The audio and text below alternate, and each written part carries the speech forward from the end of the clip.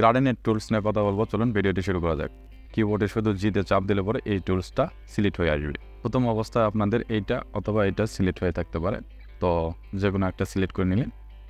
নিয়ে সাধারণভাবে এরকম মাউস দিয়ে একটু ড্র্যাগ অ্যান্ড ড্রপ করলে দেখুন আমাদের এইটা এক সাইডে ব্ল্যাক আর এক সাইডে হোয়াইট কালার হিসেবে ফিল হয়ে আসছে।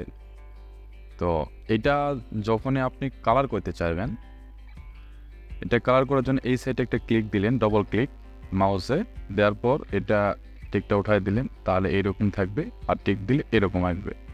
তো আপনি যে কোনো কালার এখান থেকে একটা এরকমভাবে সিলেক্ট করে নিতে পারেন। ওকে, এই পাশে একটা ডবল ক্লিক দিলে পরে আপনার এই সাইডে কালারের ডায়লগ বক্সটা খুলে আসলো। এটা আপনি এখান থেকেও আপনি যে কোনো একটা কালার সিলেক্ট করে নিতে পারেন। ওকে, তো এখন দেখুন যে আপনার মাঝখানে কোনো একটা কালার ড্রপ করবেন, আবার একটা কালার অ্যাড করবেন, তাহলে এই যে মাউজের চিহ্নটা যখন আপনার হোয়াইট হয়ে যাচ্ছে, দেখুন এই যে পাশে নিয়ে আসলে ব্ল্যাক, আর এইটুকে একটু হালকা করে শুনে নিলে প্লাস চিহ্ন উইথ হোয়াইট হয়ে গেছে। এখানে একটা ক্লিক দিলে পরে আর একটা আপনার কালার অ্যাড হয়ে গেল এখানে। এইখানে আপনি যে কোনো কালার আবার আপনি সিলেক্ট করে নিতে পারবেন। আমি এখানে এই কালারটা সিলেক্ট করে নিলাম।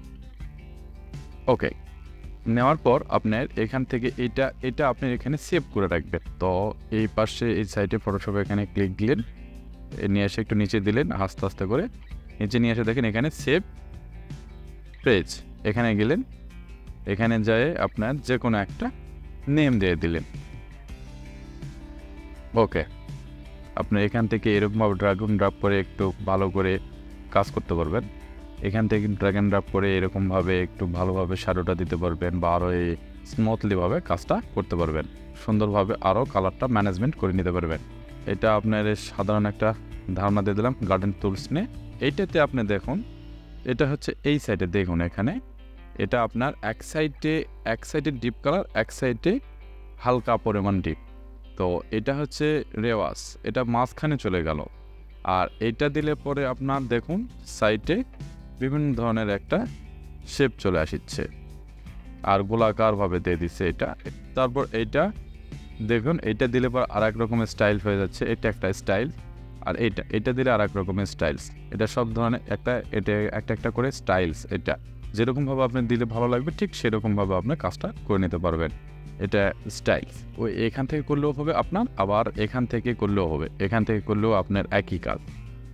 এটা হচ্ছে স্টাইলস, সুন্দরভাবে কাজ করতে পারবে। এখানে অ্যাঙ্গেল চেঞ্জ করতে পারবেন, সেল চেঞ্জ করতে পারবেন, সল্ট চেঞ্জ করতে পারবেন, নয়েজ দিতে চাইলে নয়েজ দিতে পারবেন দেখুন।